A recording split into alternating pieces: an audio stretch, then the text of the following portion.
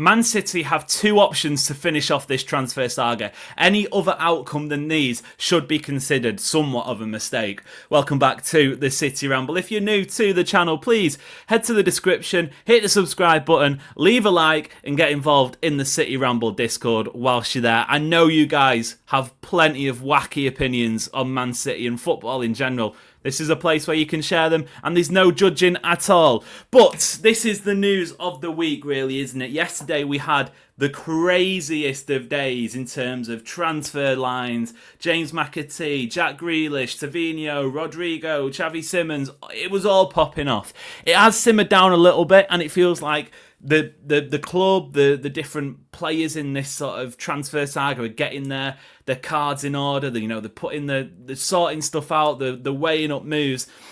I imagine, mini prediction to begin the video, I think in the next 24 hours, so by close of play on Wednesday, basically. I know it's a little bit over 24 hours, but still, I think we will have a very clear indication of where this one's going. For me, there are only two outcomes here that City can walk away from and say it's been a success. I think the first one is keeping Savinho outright. Telling Tottenham Hotspur, no.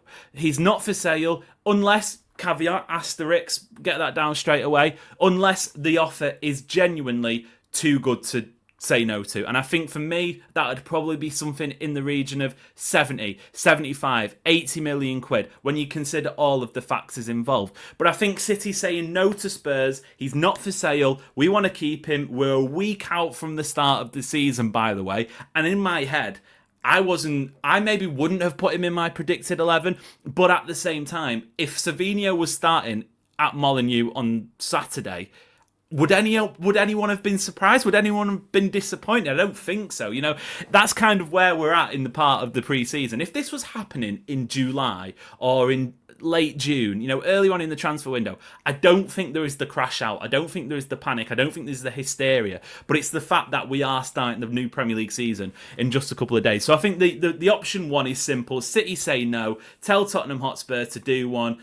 Again, unless the offer is, too good to turn down. But if we're talking, whatever Spurs stump up, if it's not eye-catching, tell him to go away. Daniel Levy, he's been a pain in the backside for City already in transfer windows. You go back as far as Kyle Walker. There's talk that the club weren't necessarily over the moon having to deal with Daniel Levy then. The Harry Kane saga was an absolute mess. You might even say with all of the 115 charges as well, Tottenham have kind of been, according to some reports, one of the key pushers to get the Premier League to investigate City and whatnot. So, that relationship already isn't great. You want to be milking the cow because that's what Spurs have done and would do to City in the past. If Tottenham had Savinho on their books and City wanted to sign him, do you think they'd be going, yeah, I tell you what, 55 million quid will do the deal? No, of course not. They'd be wanting closer to 100. So I think that's the first option that City can walk away from and say, fine, fair enough, success. You keep Savinho. I'm not going to sit here and say that I necessarily see him as endgame in terms of City's wing options. I think he had a good season in a very bad, well, kind of bad, mostly bad City team last year.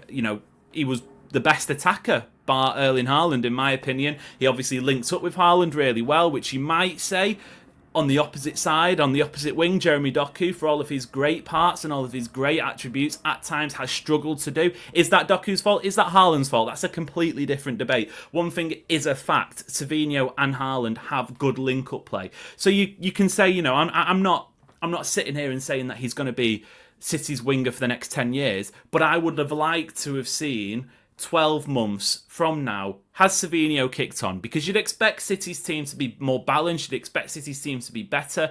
You would maybe hope that the goal opportunities that Savinho gets, specifically in terms of scoring, he improves on, because one Premier League goal, it is wild. I know City sold Palmer for, 45 million quid, and he never scored in the Prem before. But I think given the chances that Savinho had, given the minutes, you might say that's a poor return. You want to see in 12 months' time, is that going to even itself out? Or is he going to be, a poor finisher for the rest of his career?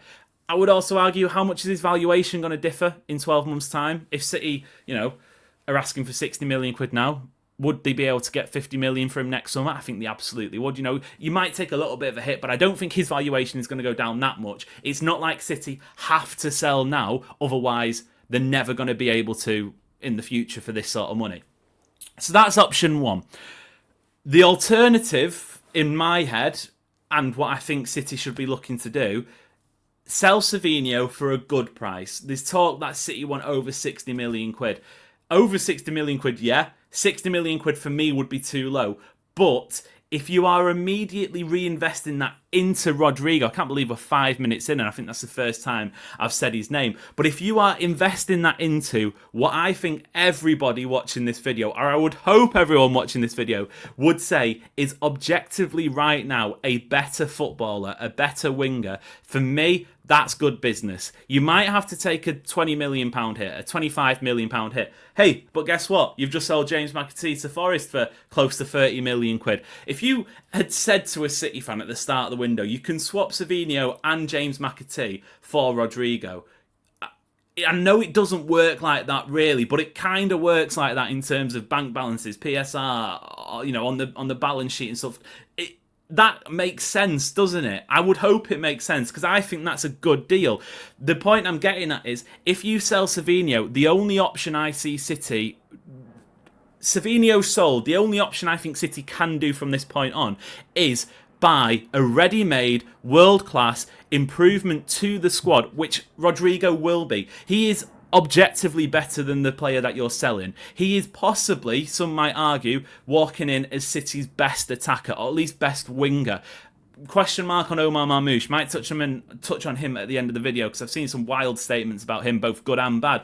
But at the same time, that to me is a great line to go down. And to be honest, as much as when I first saw the Savinho news, my head was doing absolute 360 spins, thinking, what on earth is going on here? I think this would be the better outcome. Yes, you're going to pay him more in wages, but you're just saving 300 grand a week, close to with Jack Grealish going out on loan. City aren't in a financial position here where they're going to be struggling to justify this deal. So I don't think that's something to worry about as such. The selling point for me is, are you making City squad better? Yes, if these moving parts, if Rodrigo signs, if Savinho goes, yes, I think you are. The absolute not on planet Earth for me option in this situation right now would be selling Savinho and not signing a replacement. Or even if you did sign a replacement, it was another project player. We've got more projects at the moment than a year 10 kid at school, it feels like, because you look across the forward line, Doku, great talent. Oscar Bob, great talent. Even, possibly Ryan Shirky coming in, great talent. Omar Mamouche, he's older. He is ready-made. He is delivering the goods right now. But does anybody exactly know where he's going to fit in? Is he going to play left wing? Is he going to play back up to Haaland? Is he going to play second striker? Ideally, you'd want him to play all of them, because that's great versatility, and I think that's what would be Omar Mamouche's best sort of option for City this season. I think he could get 50 appearances doing a bit of both.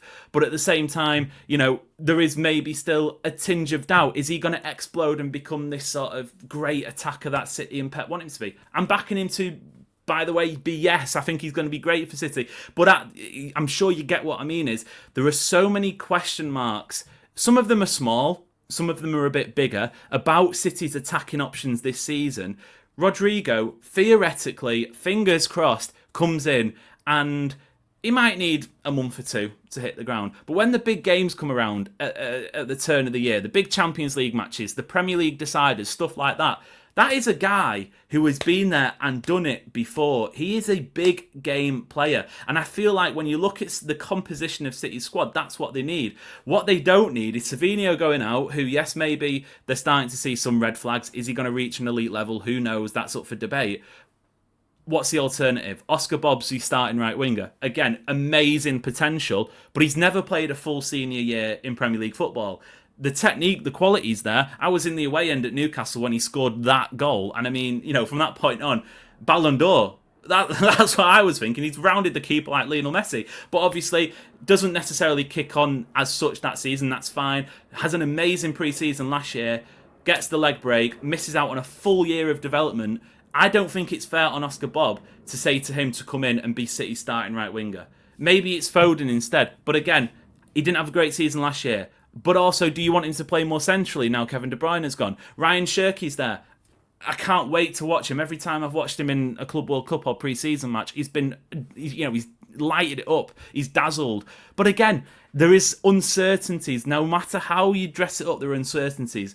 I don't think City, by selling Savinho, whether you're a Savinho lover or hater, he's still a body. He's still an option. He's still almost, he can come in. He got how many assists last year? He was City's top assister in the Premier League. So there is still that sort of, I guess, proven nature. He got so many goals in Girona. Maybe that returns for him as well.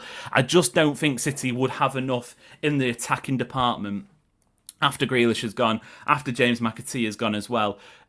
Omar Mamouche, AFCON at the end of December, the start of January. That could be a month without him. Injuries. We know that Foden often misses possibly 10 games a season with an injury. We know that Erling Haaland can't play as much as that. So maybe Omar Mamouche has to play centre forward. Then you're losing an option on the left wing. Doku, yes, sometimes hot and cold. So why not have Rodrygo there, who can play right wing, he can play left wing, he could even play as a false nine, I'm sure, if Pep Guardiola got his hands on him. This, to me, the levers that are being pulled either say, keep Savinho, take the gamble. 12 months down the line, it might pay off, it might not. You can sell next season if you need to. Or sell Savinho, bring Rodrigo in. I don't want to be seeing no player signed. And this isn't me spitting my dummy out saying, bring me the £100 million best player. No. No, that's not what's going on here. I'm just talking purely about squad makeup, squad balance, squad planning, all of that business. Because I don't look at City's options without Savinho and say, yeah, that's enough to challenge for the title, or that's enough to win the Premier League, or that's enough to win the Champions League, for example. I look at Rodrigo coming in and I go, that's a guy who might not, volume-wise, get you 20 goals in the Premier League, or he might not, 20 goals all competitions or whatever. He could, he's got potential, but I look at him as going to say, yeah, he could get double figures goals and assists, or he should get double figures goals and assists across all comps, even in the Premier League alone. But in those Champions League knockout matches, he's been there, he's done it, he knows what it takes. In the Premier League big games, he's obviously not played in them yet, but I'm sure he has that same mentality. He's going to chip in. Remember, Rodri's coming back. What did he get? 10 goals in his Ballon d'Or winning season for City. Foden should be hitting up, good numbers again after a pretty poor campaign from him. Ryan Cherki's got an eye for goal. It might not be a lot, even if it's 5 goals in the Prem. That's an improvement. Tijani Reinders, by the way, we're already seeing him look absolutely sensational. Them late box crashing runs, I think, are going to be fantastic for us. So the goals, I don't feel like City need goals. What City need is a killer. Maybe that turns out to be Savinho, but if he's sold, it should be Rodrigo. It can't be none. It can't be none. That's just what we're saying here. Anyway, I'd love to know, of course, your opinions. If you want to get them, you can at me or in the City Ramble Discord. Do please hit the subscribe button, because there's plenty of content on this channel coming. Plenty of voices leading the conversation in the world of Manchester City. So you're gonna want to be involved. It's going to be great fun this season, I'm sure of it. In the meantime, though, leave a like, and until next time, we will see you later.